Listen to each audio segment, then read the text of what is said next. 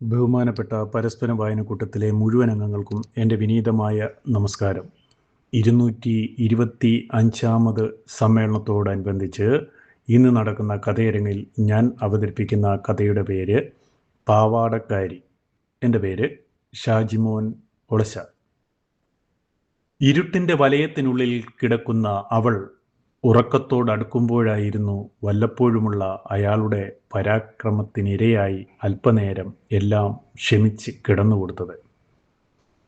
അപ്പോഴും അവളുടെ മനസ്സ് നിറയെ സ്വർഗസാഗരത്തിൽ നീന്തി തുടിച്ചുകൊണ്ടിരുന്ന സുന്ദര മുഹൂർത്തങ്ങളിലൂടെ ലഭിക്കുന്ന ആർഭാട ജീവിത സുഖം മാത്രമായിരുന്നു.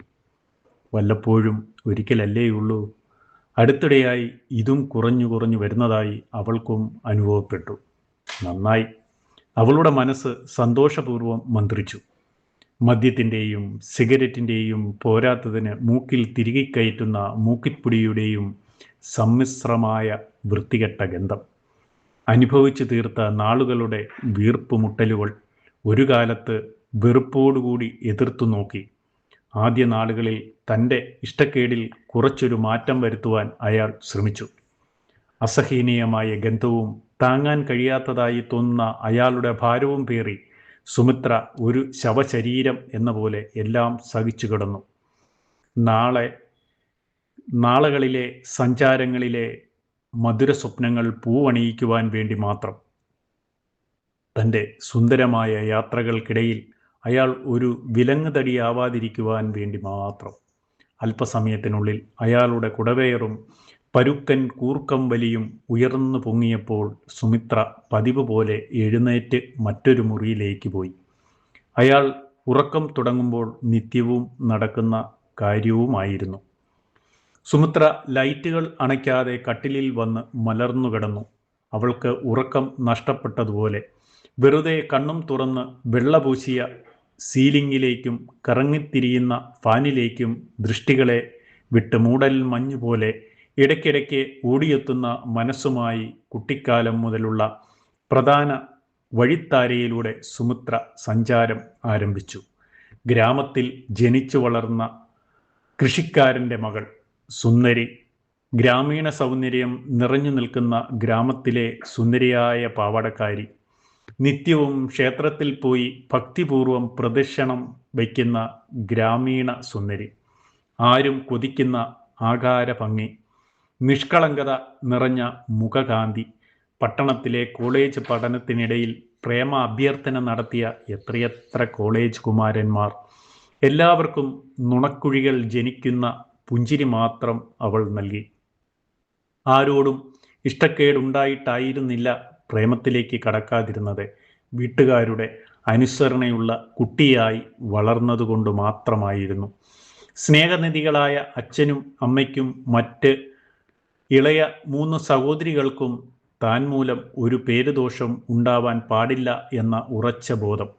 മാതാപിതാക്കളുടെ കഠിനാധ്വാനങ്ങൾ കണ്ടു വളർന്ന നാളുകൾ.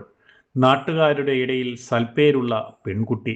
ഡിഗ്രി പഠനത്തിനു ശേഷം പട്ടണത്തിൽ നിന്നു വന്ന ആദ്യ വിവാഹാലോചന. മുന്തിയ കാറിൽ പെണ്ണു കാണാൻ എത്തിയ പരിഷ്കാരമുള്ള പട്ടണക്കാരൻ, വലിയ സ്ഥാപനത്തിലെ ജോലിക്കാരൻ, അങ്ങനെ എല്ലാം തികഞ്ഞവൻ എന്ന് കണ്ടെത്തിയ ബന്ധുമിത്രാദികളുടെ ഏകസ്വരത്തോടുകൂടിയ ഉറച്ച തീരുമാനം. ഉറപ്പിക്കാം, എല്ലാവർക്കും ഒരേപോലെ ഇഷ്ടമായ ജീവിത പങ്കാളിയെ സുമിത്രയും ഇഷ്ടപ്പെട്ടു.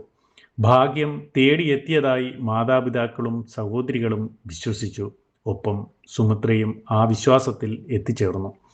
ഗ്രാമത്തിൽ ജീവിക്കുവാനായിരുന്നു സുമിത്ര എന്നും ഇഷ്ടപ്പെട്ടിരുന്നത്.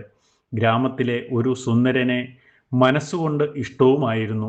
അയാൾ പലതവണ പ്രേമാഭ്യർത്ഥന നടത്തുമ്പോഴെല്ലാം സുമിത്ര പതിവ് പുഞ്ചിരി തൂകി കടന്നു പോകുക മാത്രം ചെയ്തു.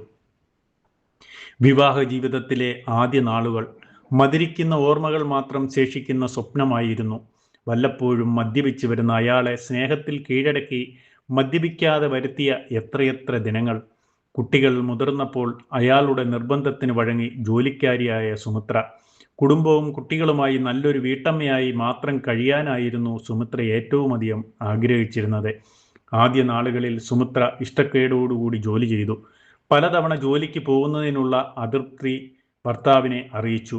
ഓഫീസിലുള്ള മറ്റുള്ളവരുടെ കാമക്കണ്ണുകളുടെ തുറിച്ചു നോട്ടവും ബോസിന്റെ അതിരുകടന്ന പെരുമാറ്റവും എല്ലാം വിഷമത്തോടുകൂടി സുമിത്ര പറയുമ്പോഴും അയാളുടെ ദേഷ്യം കലർന്ന വാക്കുകൾ ഇന്നും ഇടുത്തി പോലെ മുഴങ്ങുന്നു.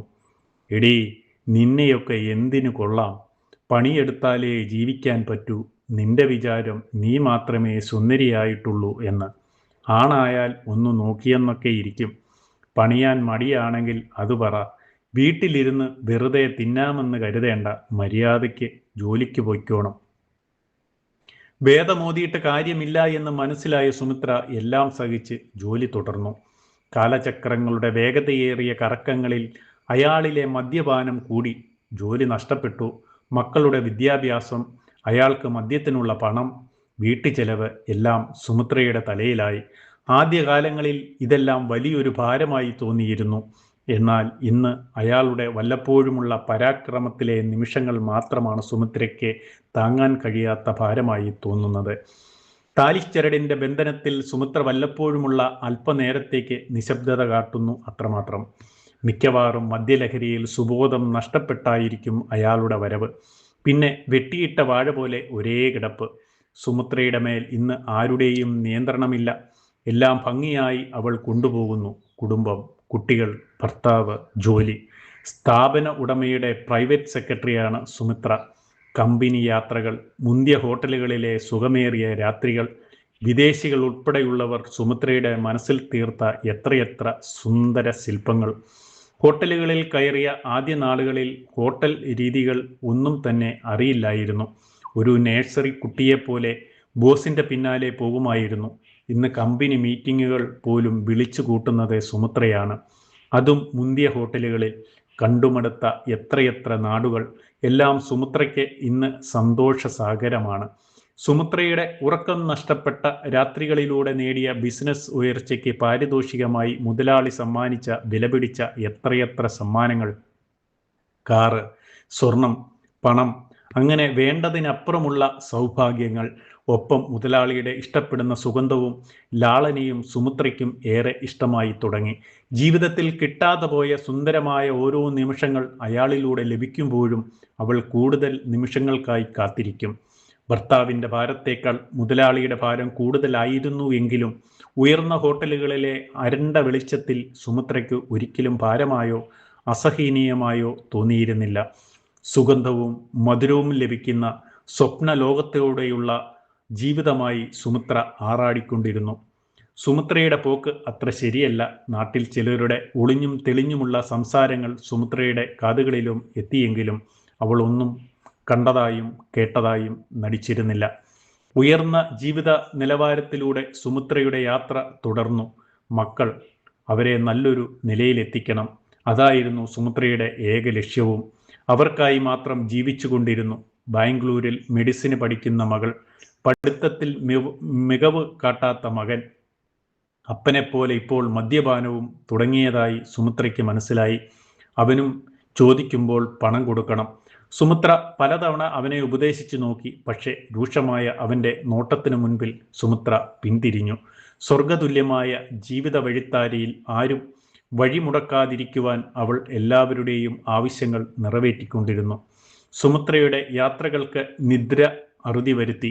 അവൾ എപ്പോഴോ വശം തിരിഞ്ഞുകിടന്നു. നിർത്താതെയുള്ള കോളിംഗ് ബെൽ ശബ്ദം കേട്ട് സുമിത്ര ഞെട്ടി ഉണർന്നു. മദ്യലഹരിയിൽ കിടക്കുന്ന അപ്പനും മോനും ഒന്നും അറിയുന്നതേയില്ല. സുമിത്ര ഉറക്കച്ചടവിൽ ലൈറ്റുകളിട്ടു. ജനാല വഴി പുറത്തേക്ക് നോക്കി. മോൾ. സുമിത്ര കതകു തുറന്നു പുറത്തേക്കിറങ്ങി. വീട്ടുമുറ്റത്ത് നിന്ന് പുറത്തേക്ക് പോകുന്ന കാറ് ലക്ഷ്യം വെച്ച് കൈവീശി നിൽക്കുന്ന തൻ്റെ പുന്നാരമോൾ. അവൾ മാത്രമാണ് തൻ്റെ ഇന്നത്തെ ഏക സ്വപ്നം. മോളെ. സുമിത്ര മോളുടെ അടുത്തെത്തി. രൂക്ഷഗന്ധം. അപ്പനും മോനും നൽകുന്ന അതേ വൃത്തികെട്ട ഗന്ധം. അവളുടെ കാലുകൾ നിലത്തുറയ്ക്കുന്നില്ല.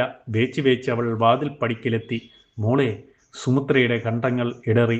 രോഷാകുലയായ സുമിത്ര മോളുടെ നേരെ കൈ ഉയർത്തി മുഖമടച്ചൊരടി കൊടുത്തു. അടി കൊണ്ടതും മോളുടെ രോഷം ആളിപ്പടർന്നു. തള്ളേ, എന്നെ തൊട്ടുപോകരുത്. പാവം എൻ്റെ അച്ഛൻ. വഞ്ചകയുടെ എല്ലാ കഥകളും നാട്ടിൽ പാട്ട. നാണക്കേട് കൊണ്ടാ ഞാനിങ്ങനെ ആയത്. മദ്യത്തിലൂടെ എല്ലാം മറക്കാൻ ശ്രമിക്കുന്ന എന്നെ തൊടാൻ നാണമില്ലേ നിങ്ങൾക്ക്?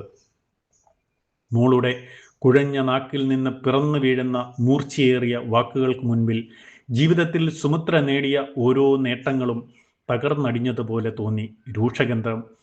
രൂക്ഷഗന്ധം അവിടെ ഒന്നാകെ പരക്കുമ്പോഴും മോളുടെ ഇതേ പ്രായത്തിലുള്ള തൻ്റെ പഴയ പാവാടക്കാരിയാകുവാൻ സുമിത്രയുടെ മനസ്സ് കൊതിച്ചുകൊണ്ടിരുന്നു. എൻ്റെ കഥ ഇവിടെ അവസാനിക്കുന്നു. എല്ലാവർക്കും വിനീതമായ നമസ്കാരം.